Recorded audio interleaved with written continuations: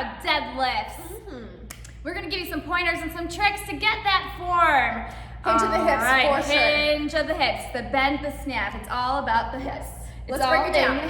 All right, Coach Bree's gonna grab this lovely PVC pipe here. We're gonna talk hip hinge. So this is a really awesome tool to use. So if she turns just a little bit, you can see that this pipe is touching her back of her head, her thoracic spine, her mid-back here, and her glutes. All right, if she was hip hinging, that will stay in contact with those things. As she's coming forward, her hips are pushing back, she's going into this nice hip hinge. I like to use the analogy that if your hands were full and you had to close your car door, it's how you would push the door shut with your butt.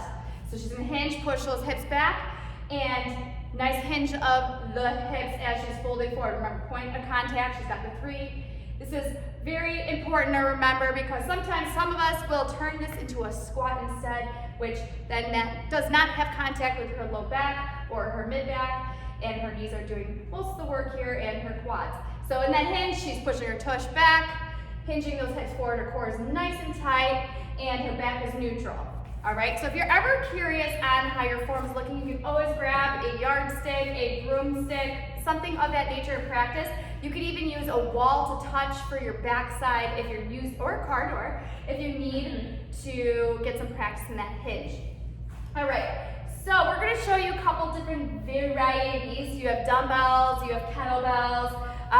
That's most of what we would do here at the gym. So Bree has her 2 dumbbells here. She has a narrower stance. You can do narrow stance, you can do wide stance. So narrow stance, you're about hip width, like 12 inches, depending on your hip space. And she's gonna have those dumbbells on the front, rather on the side of her legs. Now depending on how big the kettlebells or dumbbells are, sometimes if they're bigger, I like to have them in front so you don't smack your legs. So that's totally cool too. You can have them here, just keep them really close to those legs.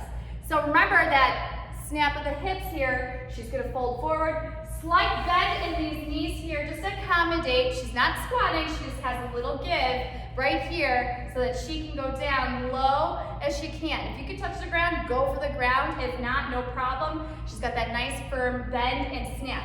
Her feet are heel, big toe, little toe glued to the floor. She's got a firm grip as she's coming down. Her core is nice and tight. Her hamstrings and her glutes are engaged, and she has a neutral spine. Notice her head.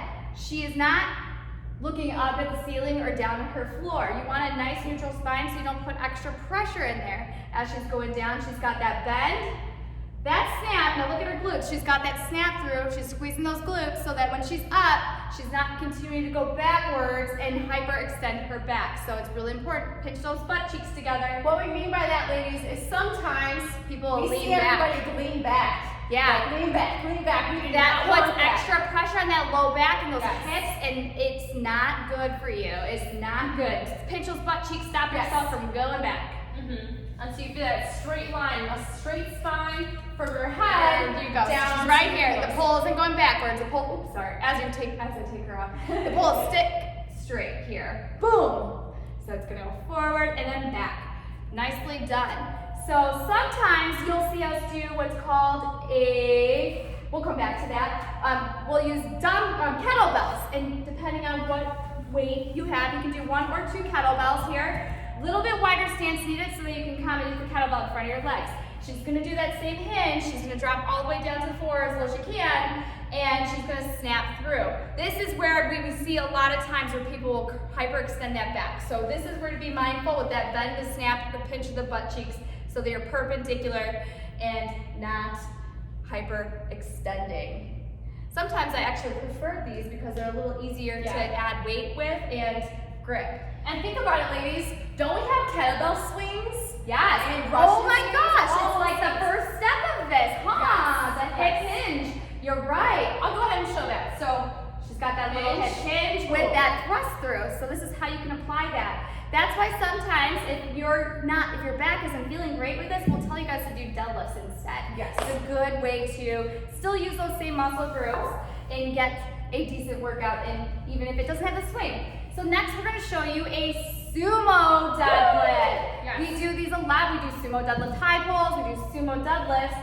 So this is where you're going to take a wide stance here, and you have your toes out, still have that hinge, Her toes are out, you still have that hinge. There's gonna be a little bit more bend in your knees, but you still have a hip dominant action here. So she's got the bend and the snap here as she's dropping down. Sometimes you might even see us take it to some boxes and add a deficit in there. That's just if you have a little bit more range of motion, you can get a little lower. Right now, Brie could go through the floor if she could, but she can't, which is awesome. And usually with these, the stance, it works more inner thigh, and you are able to lift a little bit heavier, which is what I was going to show you also you can do with dumbbells. So sometimes if you don't have kettlebells at home, we give you guys an option to use dumbbells. So you can use 2 dumbbells. This is also a great tip for anyone who's very blessed on top. If you need to frame those girls, here you go. The dumbbells are a nice way to kind of get that in there and not hit yourself. Yeah, for sure. So that's another way to do that. Now, what's really, really neat about this is this has real life practices here. Oh, yes, you can use this when you're at work or throughout the day, at your house, maybe you're remodeling, maybe you're pushing couches, because we do heavy lifting from time to time.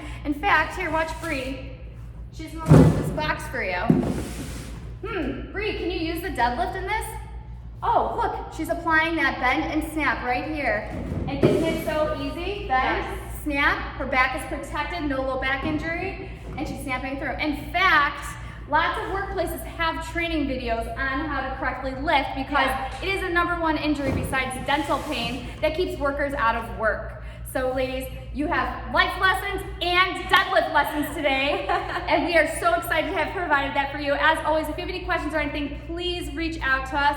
And stay tuned for our future podcasts on this platform. We're so excited to help you and give you lots of info. Yes, we love you, ladies. We love you We'll so, see you so later. much.